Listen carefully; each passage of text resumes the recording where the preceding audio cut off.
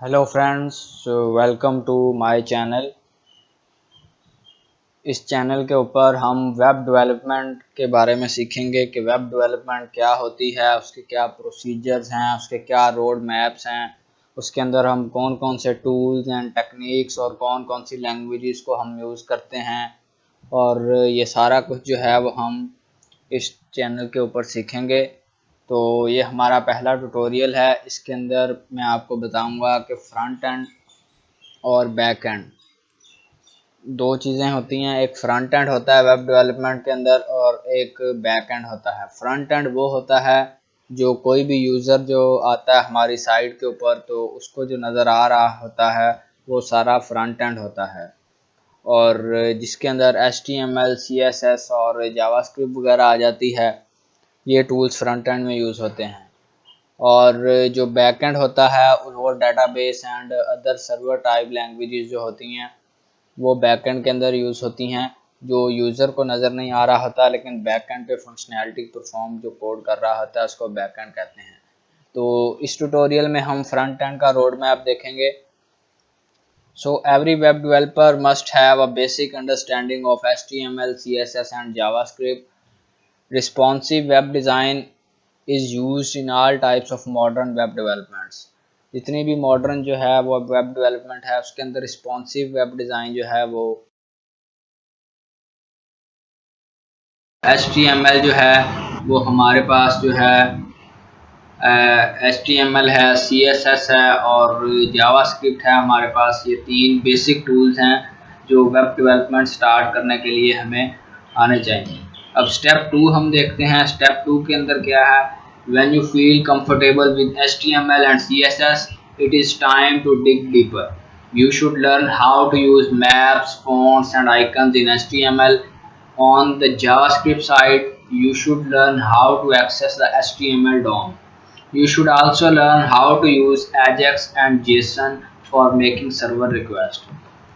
तो अगर आप स्टेप 2 के ऊपर जाते हैं, लेवल 1 से लेवल 2 के ऊपर जाते हैं, तो उसमें आपको HTML DOM, Google maps, Google fonts, Google charts वगैरह की नॉलेज होनी चाहिए।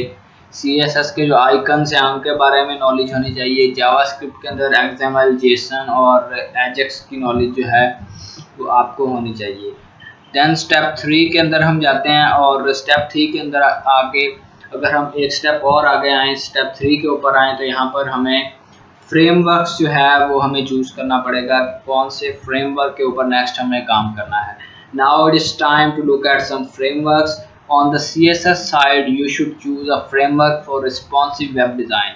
उसके अंदर हमारे पास बूटस्ट्रैप है, मटेरियल डिज़ाइन है और W3 CSS भी है हमारे पास। On JavaScript side, you should learn at least one modern framework। और अगर हम JavaScript की बात करें तो वहाँ पे हमें काफ़ी सारे मॉडर्न फ्रेमवर्क्स हैं जिनमें से हमें एक फ्रेमवर्क चूज़ करना पड़ेगा। उसमें React है, Angular है, Vue है एंड W3 भी है। Maybe the popularity of jQuery has passed the top, but it is still the most used JavaScript framework। तो jQuery जो है वो भी अभी तक काम कर रही है और मोस्ट जो है वो यूज फ्रेमवर्क है जावास्क्रिप्ट का। देन CSS के अंदर हमें बूटस्ट्रैप, W3 और मटेरियल डिज़ाइन में से कोई एक चूज़ करना है। जावास्क्रिप्ट के अंदर हमें jQuery, Angular, Vue और W3 में से कोई एक फ्रेमवर्क चूज़ करना चाहिए। और उसके अंदर XML के अंदर हमें जो है इन तीनों में से XPath, XQuery इनमें से कोई एक फ्रेमवर्क हमें चूज़ करना चाहिए। सो नाउ लर्न ग्राफिकली कि फ्रंट एंड जो है वो क्या पाथ है और उसका क्या रोड मैप है, वो हम ग्राफिकली देखते हैं। Learn the basics. सबसे पहले हमने बेसिक्स हैं जो HTML, CSS, जावास्क्रिप्ट के अंदर jQuery भी आ जाती है। ये बेसिक्स हमें आनी चाहिए। उसके बाद अगर हम डीपर जाएं तो वहाँ पर हमारे पास CSS और जावास्क्रिप्ट आती है। अगर हम CSS की तरफ जाएं तो वहाँ पर रिस्पॉन्सिव वेब डिज़ाइन है। उसके बाद हमें चूज़ फ्रेमवर्क करना है और कुछ प्री प्रोसेसर्स हैं उसके हमें वो चूज़ करने हैं। जावास्क्रिप्ट के अंदर जाएं तो ES6, उसके बाद NPM और टाइपस्क्रिप्ट आ जाती है वहाँ पर। उसके बाद जैस्मीन वगैरह और चूज़ अ फ्रेमवर्क। उसके अंदर हमारे पास एंगुलर, रिएक्ट, Vue जिसके ऊपर हम बात कर चुके हैं। और मॉड्यूल लोडर अगर हम बात करें तो वेब पैक और रिक्वायर JS, ऐसे जो हैं इनमें से कोई भी एक पाथ हम चूज़ कर सकते हैं।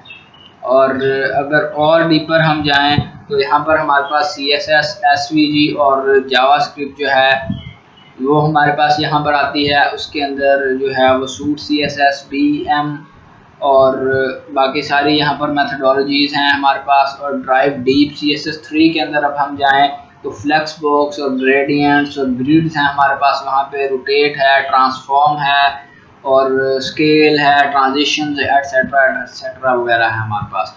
SVG के अंदर हम जाएं तो D3 है। उसके बाद जावास्क्रिप्ट के अंदर हमें डिज़ाइन पैटर्न्स हैं, उसके बाद रेगुलर एक्सप्रेशंस हैं और उसके बाद GUF डिज़ाइन पैटर्न्स हैं और लर्न डिफरेंट टेस्टिंग टेक्निक्स। और ये हमारे पास जो है वो फ्रंट एंड का रोड मैप कंप्लीट हो जाता है। और इनमें से पाथ जो है वो हमने चूज़ करना है, डेवलपर को चूज़ करना है कि वो कौन सा पाथ जो है वो डिफ़ाइन करेगा अपने रोड मैप के लिए, और इस रोड मैप से वो कैसे जो है वो वेब डेवलपमेंट की तरफ आगे बढ़ेगा। So thank you guys, thank you for watching my video.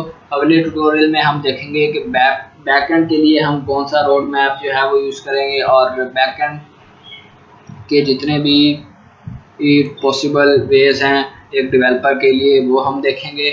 और if you like this video then please subscribe my channel so you can get other videos, and thank you very much for watching my video.